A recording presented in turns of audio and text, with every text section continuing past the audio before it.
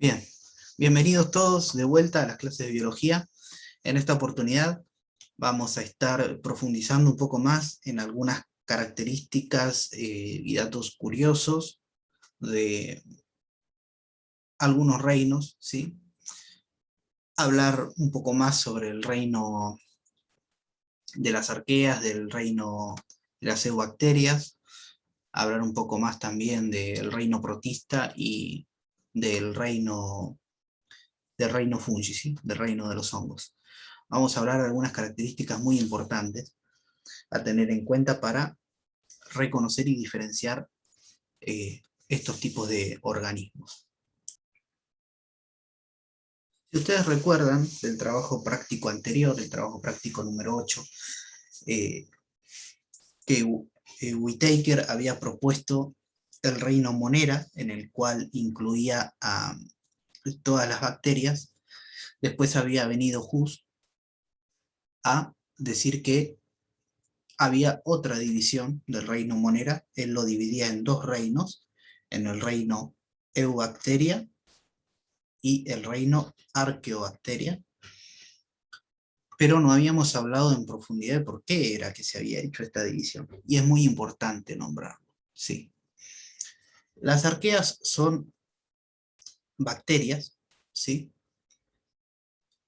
Que, bueno, ya su nombre lo dice, arqueo es de antiguo, ¿sí? Son bacterias que se creen que fueron los primeros organismos vivos. Y esto es así porque son los organismos de los cuales se tiene el registro más antiguo, el registro fósil más antiguo. El registro fósil de las bacterias lo dejan cuando dejan una huella química sobre las rocas, ¿sí?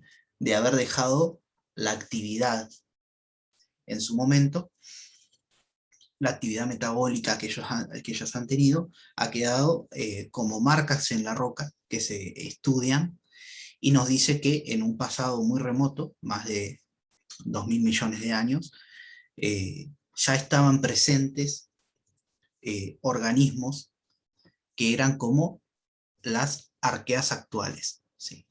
Las arqueas actuales también se las denomina organismos extremófilos. ¿Sí? Los organismos extremófilos se les dice así porque viven en, bueno, como lo dice la palabra, extremo es de extremo, y filos es afinidad, ¿sí? Es afinidad a lo extremo. Extremo porque no es porque las bacterias anden en snowboard o se tiren de una montaña, no, no. Son extremos, ¿sí? Porque los ambientes son ambientes en los cuales otros tipos de organismos no pueden sobrevivir. Solamente las arqueas o organismos extremófilos están adaptados para poder sobrevivir en ese ambiente, para poder nutrirse en ese ambiente, para poder replicarse, para poder subsistir, ¿sí? Cuando hablamos de los extremófilos tenemos que tener en cuenta que tenemos tres tipos que son los más representativos, ¿sí?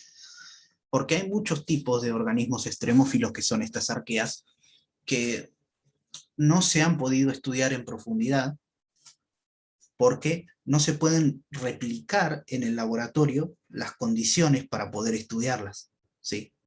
Entonces se cree y se sabe en realidad que hay otros tipos de organismos porque han sido detectados, ¿sí? Pero no han podido ser estudiados en el laboratorio porque no se pueden recrear tales condiciones.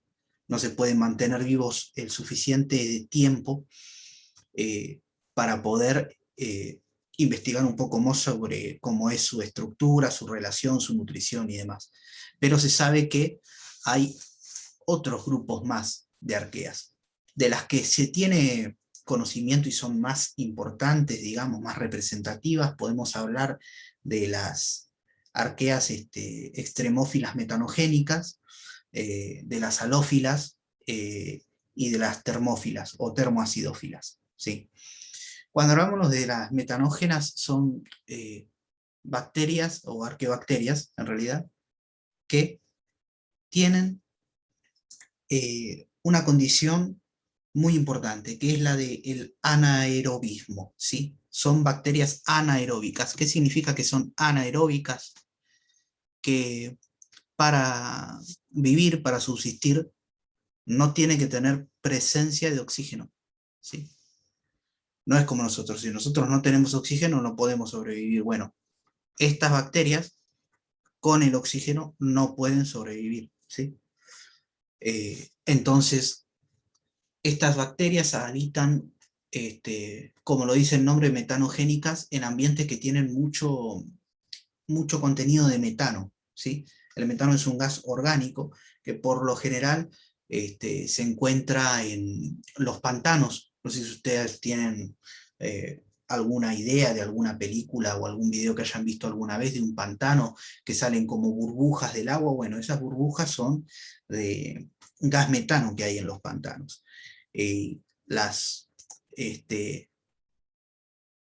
bacterias estas, arqueobacterias que están presentes en estos ambientes, son las que producen ese gas. Por eso es metanogénica.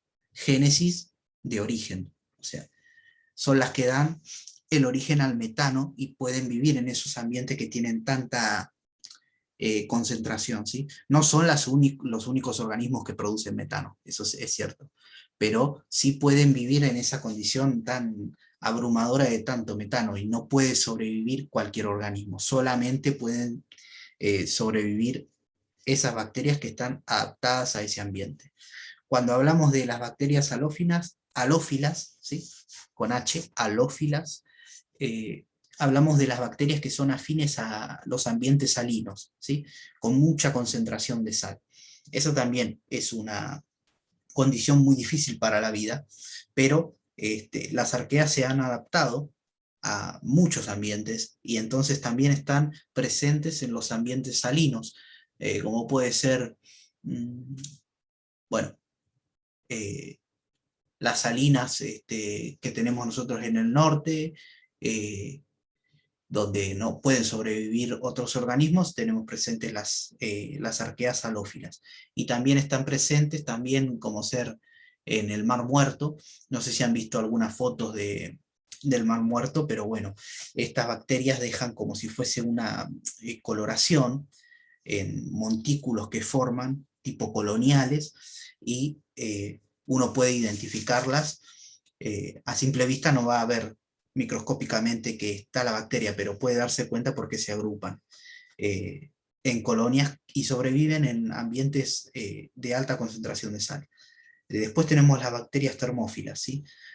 Termos de calor, ¿no? Básicamente. Entonces, filos es afinidad y las termófilas son afines al calor.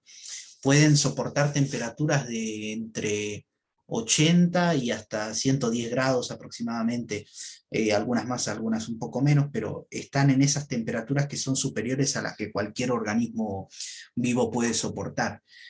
Pueden llegar a vivir en las bocas de los volcanes, fíjense si no son extremas estas bacterias, también pueden vivir en las fisuras oceánicas, es decir, en la base del suelo marino, donde están los bordes constructivos de las placas tectónicas, donde está brotando el magma caliente todo el tiempo, ¿sí? Estas bacterias pueden sobrevivir, se han llegado a tomar muestras de, ese, de esos bordes, ¿sí? Se han llegado a tomar muestras y las han analizado y se han encontrado con que estaban presentes estos organismos, ¿no? Entonces podemos decir que es un grupo muy variado, el de las arqueas. Y lo más representativo es el, la adaptabilidad que tienen, ¿no? Son, todos son diferentes especies, ¿no? De arqueas, pero están cada una especializada para vivir en diferentes ambientes. También tienen una nutrición que es muy diversa, como han visto que habíamos dicho la característica de que son mixótrofas. Bueno, también este, hay cuáles son quimiótrofas, ¿sí? Eh, que se nutren a partir de la producción, algunas son autótrofas, de la producción de componentes químicos que después utilizan para extraer la energía de los enlaces, tenemos heterótrofas que incorporan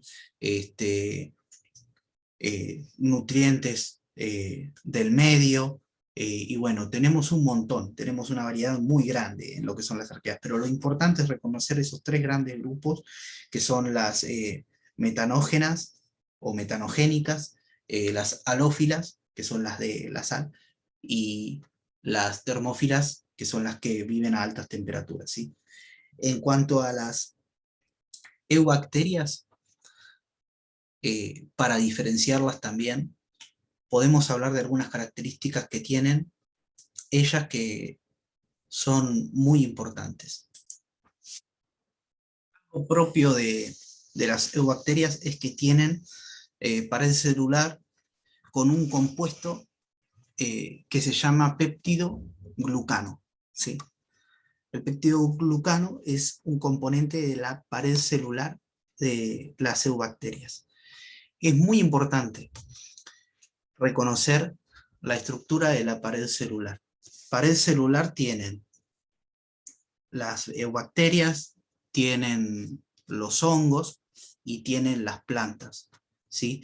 Pero los compuestos principales de esas paredes celulares son diferentes en estos tipos de organismos. Entonces es importante identificar específicamente qué compuesto corresponde a qué tipo de organismo, porque también nos sirve para marcar una diferencia cuando se estudia a nivel celular o microscópico, uno puede identificarlo, ¿sí?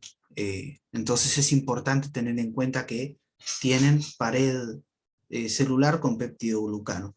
Otra cosa muy importante es que tienen algo que se llama plásmido, ¿sí? El plásmido viene a ser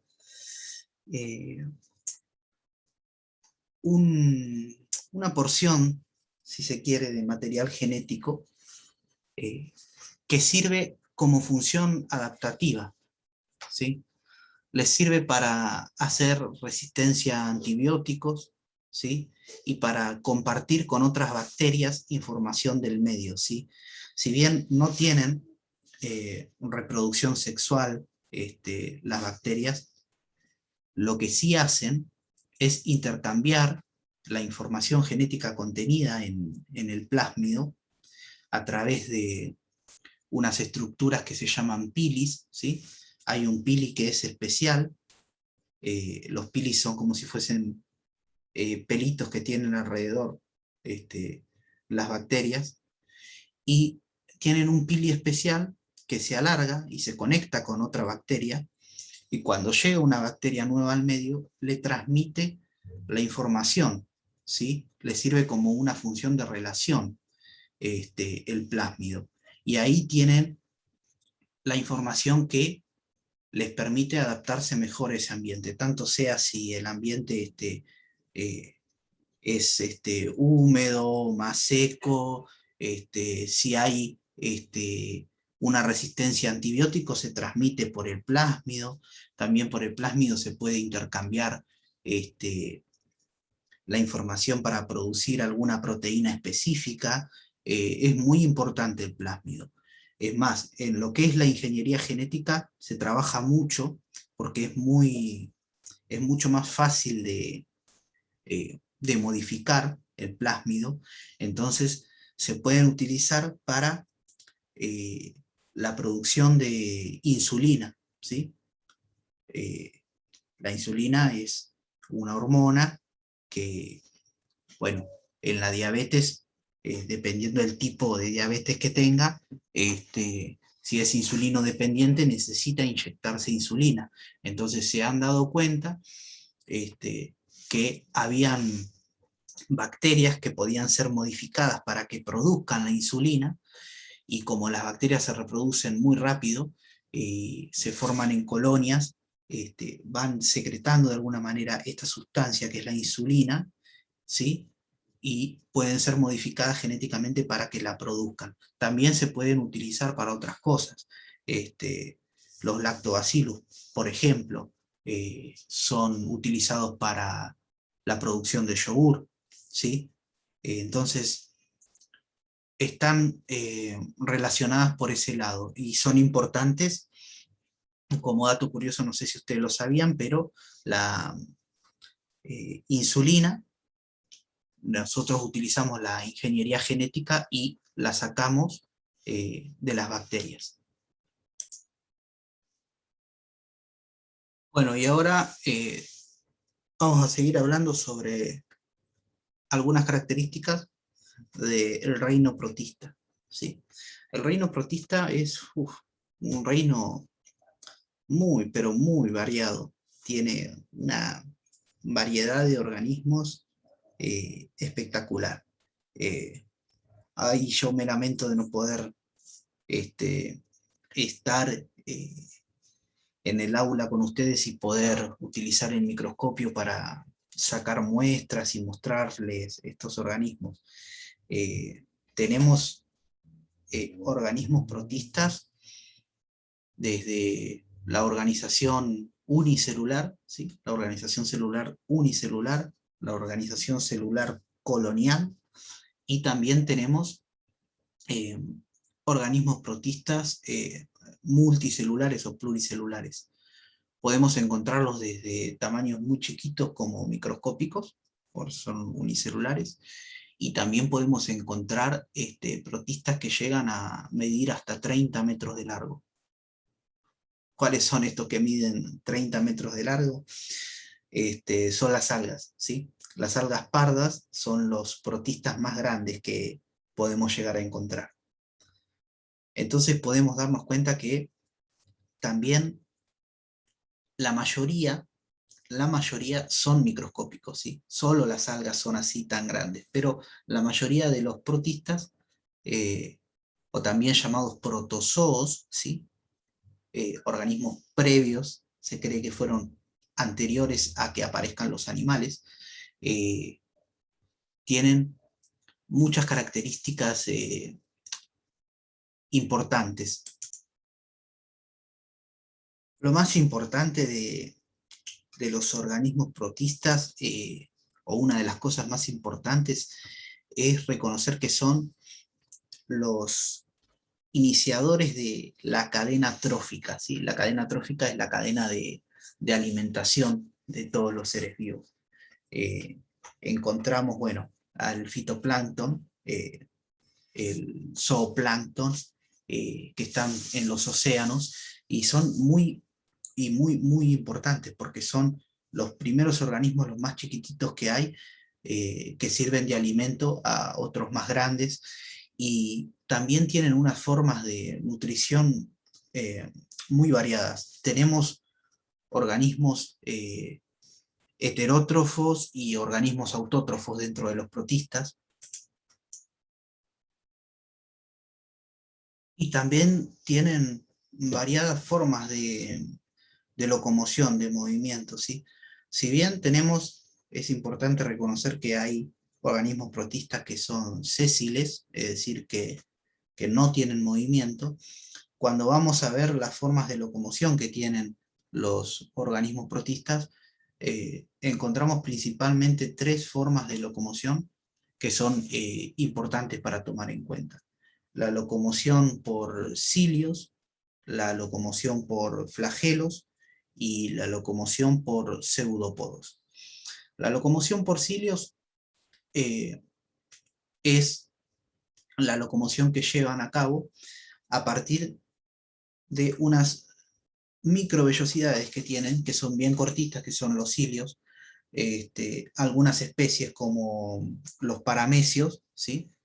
Esos los podríamos ver en el microscopio fácilmente, porque están presentes siempre en el agua estancada. Eh, los paramecios baten esos cilios y los van utilizando para generar como si fuesen microcorrientes, ¿sí? Si están en el agua, supónganse, para irse desplazando hacia eh, donde hay materia orgánica que les sirva como alimento, o donde hay otro microorganismo más chico para poder fagocitarlo, ¿sí? La locomoción es muy importante en estos organismos. Los que están sesiles por lo general filtran, ¿sí? Son filtradores del alimento, pero los que se pueden mover son heterótrofos activos, ¿sí? Y además de tener, bueno, los ciliados, como el ejemplo de los paramecios, tenemos, bueno, los flagelados como la euglena, y el flagelo es una estructura muy parecida también al cilio, pero ya notablemente más larga en la vista al microscopio. Y los flagelos se baten como si fuesen hélices, ¿no? Sirven como si fueran motores para cambiar de dirección y, bueno, tanto sea como para huir de otro microorganismo que esté buscando comérselo, como para ir a dirigirse hacia donde hay eh, otro que le sirva como alimento o hay nutrientes, ¿no? Eh, lo que hacen estos microorganismos protistas para nutrirse, eh, principalmente ellos, bueno, no tienen dientes porque son unicelulares. Pero ¿qué hacen ellos? Ellos utilizan lo que se llama la fagocitosis, ¿sí? La fagocitosis eh, es una forma de, si se quiere, engullir, ¿sí? A lo que es la materia orgánica que está en el medio u otros microorganismos más chicos. Ellos se acercan hacia donde está esa materia, ¿sí? Y cuando llegan a chocarse con la membrana celular, porque ellos no tienen pared, ¿sí? Habíamos hablado que pared celular tenían las bacterias, los hongos y las plantas, pero los protistas no tienen pared celular, salvo las algas. Ahora vamos a ver que son particulares, pero los ciliados, los flagelados y los que tienen pseudópodos eh, no tienen pared celular. Entonces, eh, la membrana es mucho más flexible, más maleable.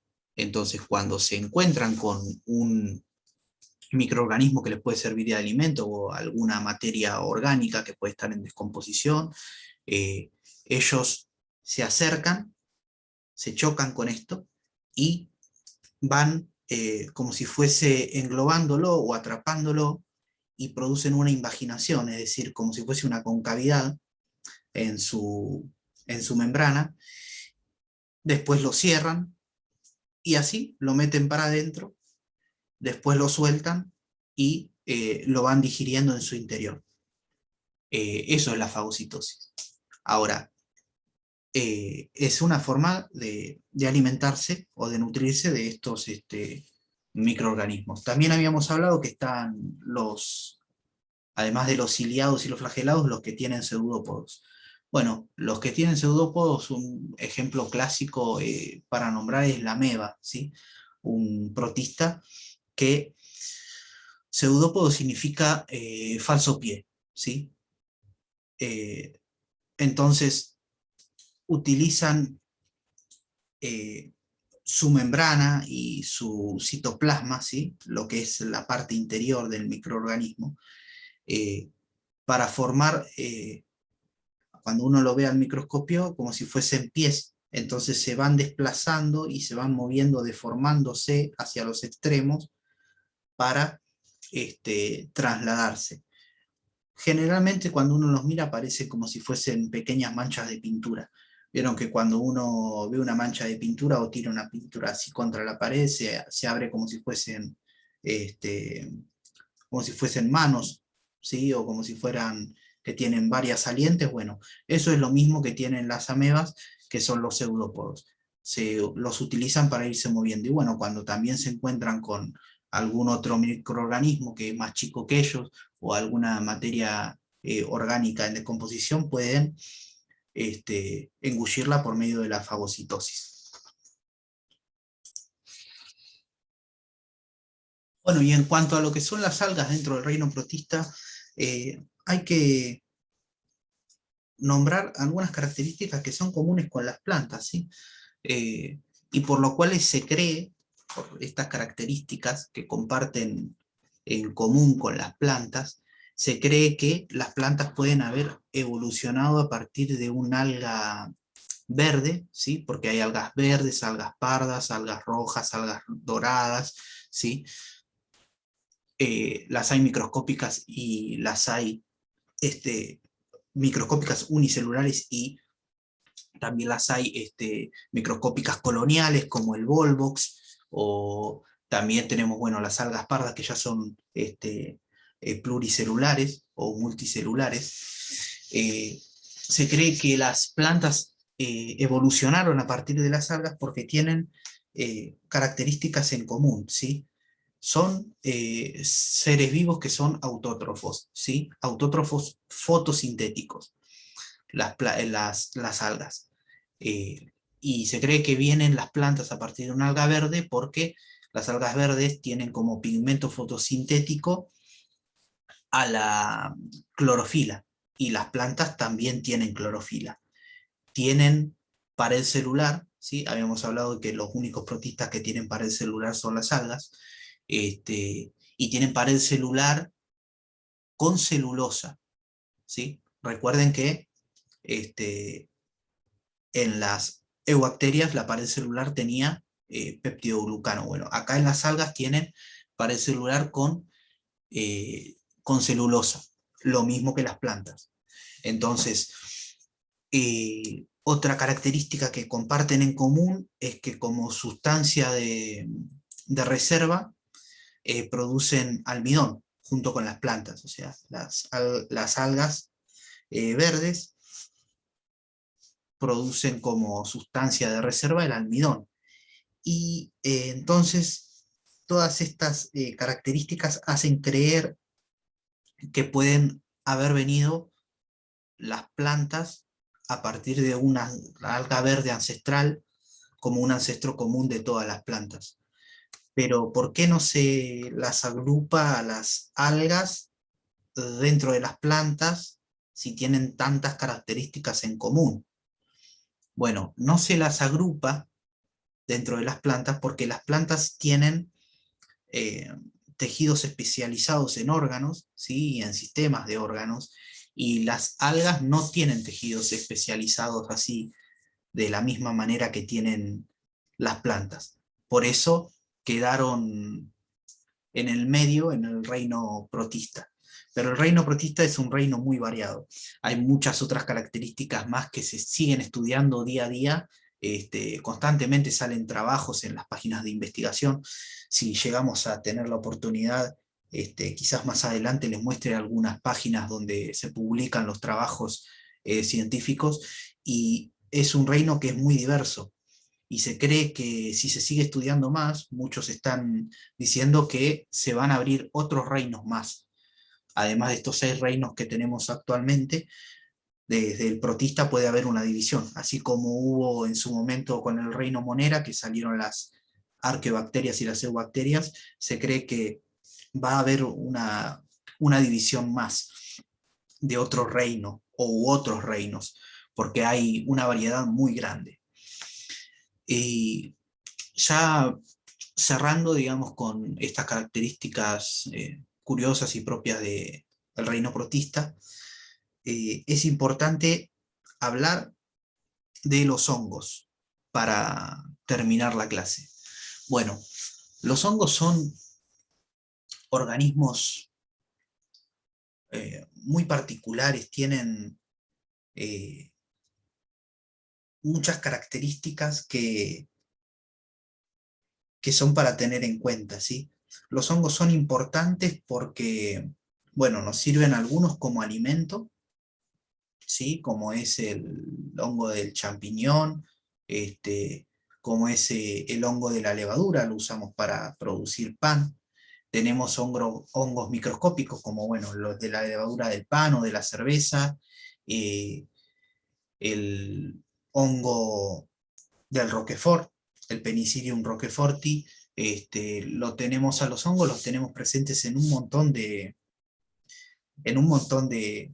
productos que nosotros utilizamos en la vida diaria.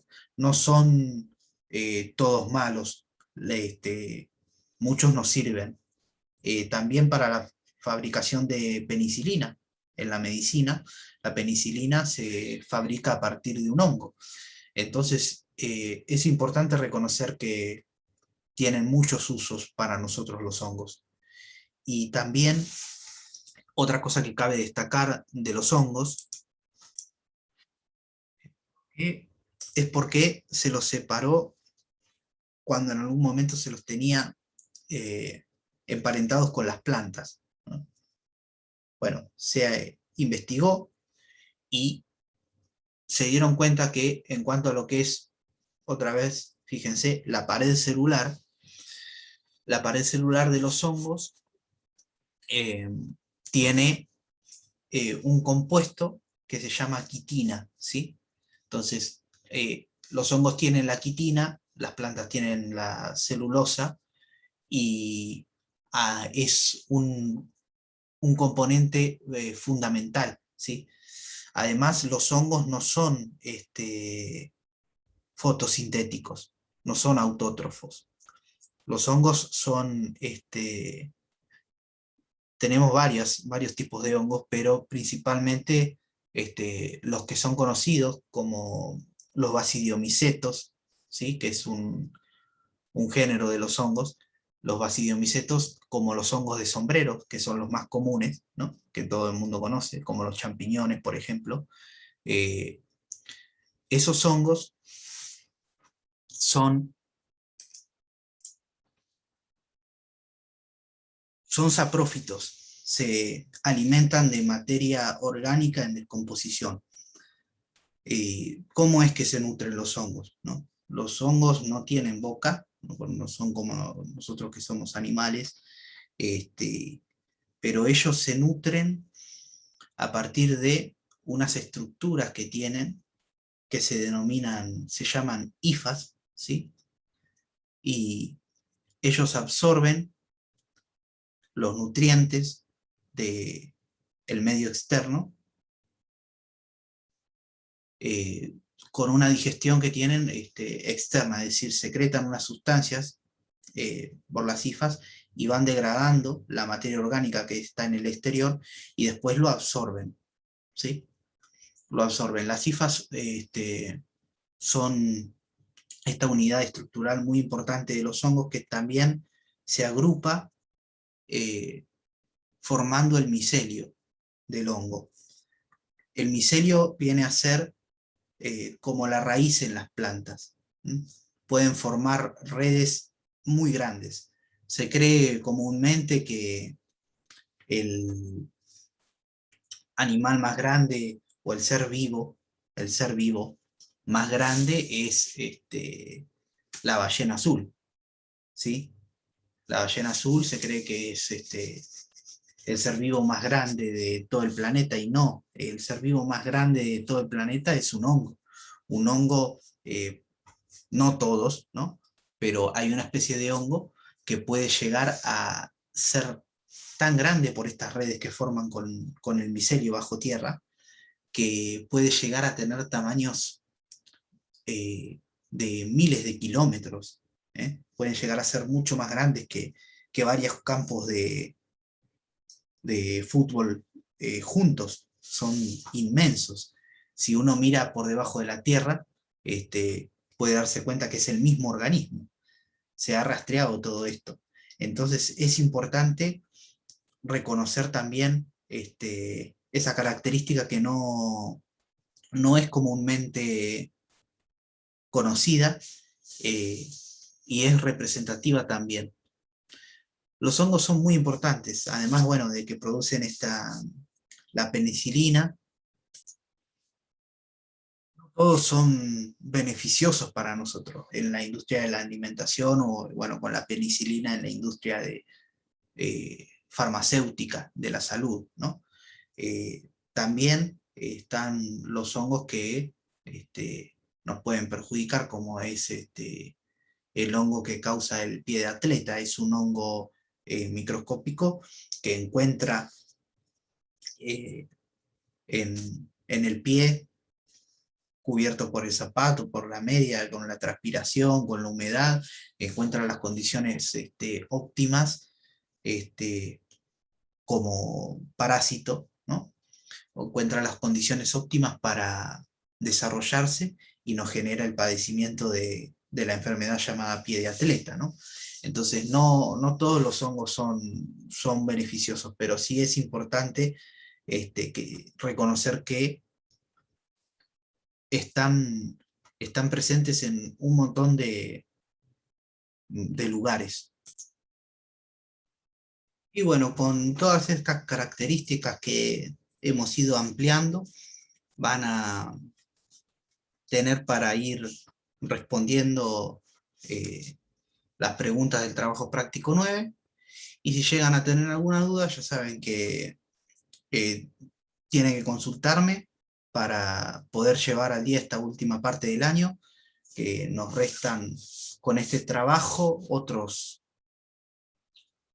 4 trabajos prácticos más. Tenemos el 9, el 10, el 11 y el 12, y con eso vamos a dar por terminada la materia. Por eso es importante que no se dejen estar y vayan completando a partir de ahora estos 4 trabajos prácticos, porque ya no va a haber otra oportunidad de tiempo extra como se dio en estas pseudo vacaciones para poder completar los trabajos que venían con atraso, ¿sí?